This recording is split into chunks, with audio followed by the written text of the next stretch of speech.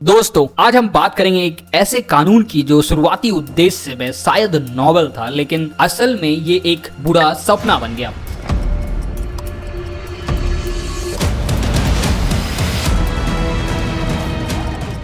जी हाँ, मैं बात कर रहा हूँ वक्फ एक्ट की। सोचिए जरा, आप सुबह चाय पी रहे हैं अपने पुरखों के घर में जहाँ आपकी 3 पीढ़ियां रहती आई हैं और अचानक एक नोटिस आता है, ये घर अब आपका नहीं है। कैसे? क्योंकि एक वक्फ बोर्ड ने उस पर दावा कर दिया बिना किसी सॉलिड सबूत के। शॉकिंग है ना? ये कोई फिक्शनल कहानी नहीं है, ये सच है और कई लोग इस कानून की वजह से अपना घर, जमीन और विरासत खो चुके हैं। तो ये वक्फ एक्ट है क्या? क्या ये सच में धार्मिक संपत्ति की रक्षा के लिए बना था, या ये एक लीगल लूपहोल है जो कुछ लोगों के हाथों में अनचेक्ड पावर दे गया? आज हम इसकी असलियत खोलेंगे स्टेप बाय स्टेप। हम देखेंगे इसका इतिहास, इसके फ्लॉज, लेजिटिमेसी के सवाल, इक्वालिटी पे असर और इसके शिकार, इसके लिए जिम्मेदार कौन है और 2025 के रिफॉर्म्स। डेटा के साथ, फैक्ट के साथ और थोड़ी सी क्रिटिकल थिंकिंग के साथ हम ये समझेंगे ये कानून क्यों इतना कंट्रोवर्शियल है। तो चलिए शुरू करते हैं। चलिए कॉन्टेक्स्ट के लिए थोड़ी हिस्ट्री जान लेते हैं।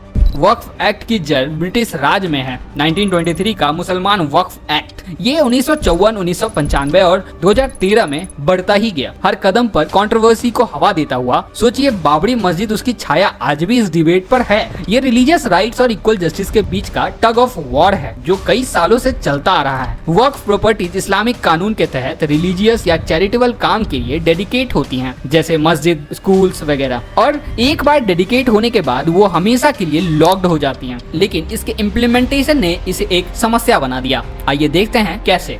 सबसे पहले बात करते हैं कानून के फ्लॉज की, क्योंकि यहीं से असली कहानी शुरू होती है। 2025 से पहले वक्फ एक्ट एक ऐसा बुलडोजर था जिसका कोई ब्रेक नहीं था। सेक्शन 40 के तहत वक्फ बोर्ड किसी भी प्रॉपर्टी पर उंगली रखकर बोल सकते थे ये हमारा है, और बस उसकी अपनी छोटी सी इंक्वायरी के बाद ना कोई कोर्ट, ना कोई सॉलिड सबूत, ना कोई सवाल। सोचिए, कोई आपके घर पर दावा करे बिना किसी प्रूफ के और कानून कहे ठीक है चलो आगे बढ़ो। ये थी वक्फ बोर्ड की ताकत। अब करप्शन का एंगल देखते हैं। 2006 की सचार कमेटी ने एक बड़ा खुलासा किया। वक्फ के एसेट्स जो 6000 करोड़ रुपए के थे, सिर्फ 163 करोड़ का रेवेन्यू दे रहा था हर साल। बाकी पैसा कहाँ गया? ना मस्जिद तक पहुंचा, ना गरीबों के लिए काम आया, बल्कि कुछ बड़े लोगों की जेब में चला गया। और अकाउंटेबिलिटी देखिए, बिल्कुल जीरो। और डिसीजन बंद कमरों में होते थे, ना कोई एक्सप्लेनेशन, ना कोई अपील। ये कानून नहीं, ये एक लीगल मॉन्स्टर था जो साधारण लोगों की जिंदगियां तबाह कर रहा था। अपोजिशन का ये भी कहना है कि ये बिल सिर्फ वोट बैंक पॉलिटिक्स के लिए बना था, लेकिन ये बात हम आगे एक्सप्लोर करेंगे।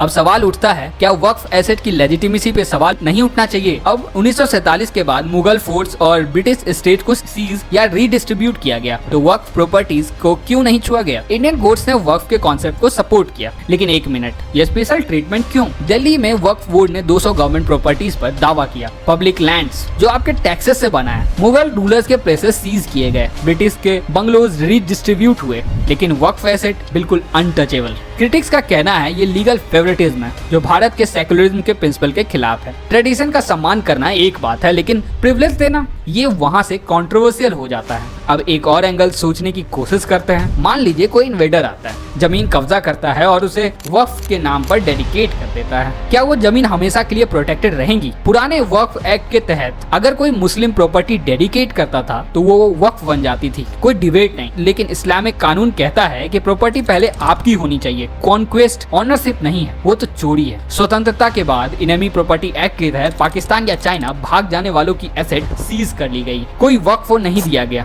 तो ये आइडिया कि इन्वेडर वक्फ के जरिए जमीन लॉक कर सकते हैं, ये एक फैंटेसी है। अगर ये सच होता तो भारत में प्रॉपर्टी राइट्स के मजाक बन रहे होते हैं। अब बात करते हैं इक्वालिटी की, क्योंकि यही सेकुलरिज्म का सवाल उठता है। क्या वक्फ एक्ट एक कम्युनिटी को सुपर पावर देता है? हाँ बिल्कुल। 2025 से पहले वक्फ प्रॉपर्टीज के लिए अलग ट्रिब्यूनल थे, स्पेशल कोर्ट्स, जहां वक्फ बोर्ड ही सुप्रीम थे। चलिए कंपेयर करते हैं। हिंदू मंदिरों पर स्टेट गवर्नमेंट्स का कंट्रोल है, सिख गुरुद्वाराज एसपीजी के तहत हैं, लेकिन स्ट्रिक्ट ओवरसाइट के साथ। क्रिश्चियन ट्रस्ट बस रेगुलर ट्रस्ट एक्ट है, लेकिन वक्फ बोर्ड अपने आप में एक एम्पायर है। एक ऐसे देश में जो इक्वालिटी का वादा करता है, ये कैसा सेकुलरिज्म है? क्या ये एक ट्रेडिशन के नाम पर प्रिविलेज नहीं है? नंबर अपनी जगह, लेकिन असली दर्द स्टोरीज में छुपा है। तमिलनाडु के तिरुचेंदुरई में एक हिंदू मेजोरिटी गांव जिसमें 1500 साल पुराना मंदिर है, वक्फ बोर्ड ने मंदिर के साथ ही पूरे गांव पर क्लेम कर लिया। लोगों ने अपना घर और विरासत एक रात में खो दी। विजयवाड़ा कर्नाटका के किसानों को इविक्शन नोटिस मिले, उनकी सदियों पुरानी जमीन के लिए कोई सबूत नहीं, बस निकलो का ऑर्डर। वाराणसी के उदय प्रताप कॉलेज जो 115 साल पुराना है, उसका कैंपस क्लेम कर लिया गया और वो लीगल झंझट में फंस गया। यह सिर्फ डिस्प्यूट नहीं है, ये वो जिंदगियां हैं जो इस कानून के तहत तबाह कर दी गई। और आयरनी ये है कि मुस्लिम कम्युनिटी को भी चैरिटेबल कानून से कोई खास फायदा नहीं मिला। तो इसके जिम्मेदार कौन है? सीधा जवाब, इंडियन पार्लियामेंट,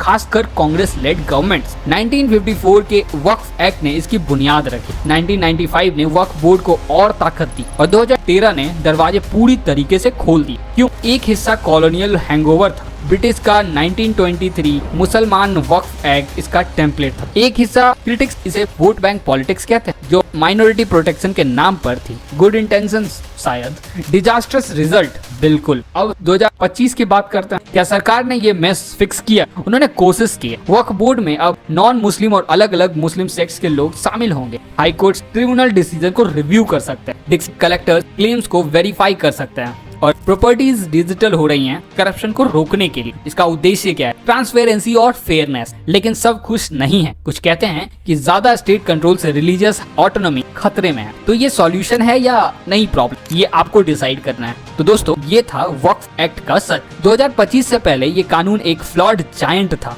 अनफेयर्ड, अनचेक्ड और हजारों के लिए तबाही का सबब। रिफॉर्म्स ने इसे सुधारने की कोशिश की है, लेकिन क्या ये काफी या ये सिर्फ पॉलिटिकल ड्रामा है? अब आप क्या सोचते हैं? कमेंट बॉक्स में जरूर बताएं। इस वीडियो को शेयर कीजिए, क्योंकि जब बात जस्टिस की हो तो हर आवाज मैटर करती है। मिलते हैं नेक्स्ट वीडियो में। अपनी राय लिखें, तब तक अपना ख्याल रखिए और सोचिए, सवाल कीजिए। जय हिंद।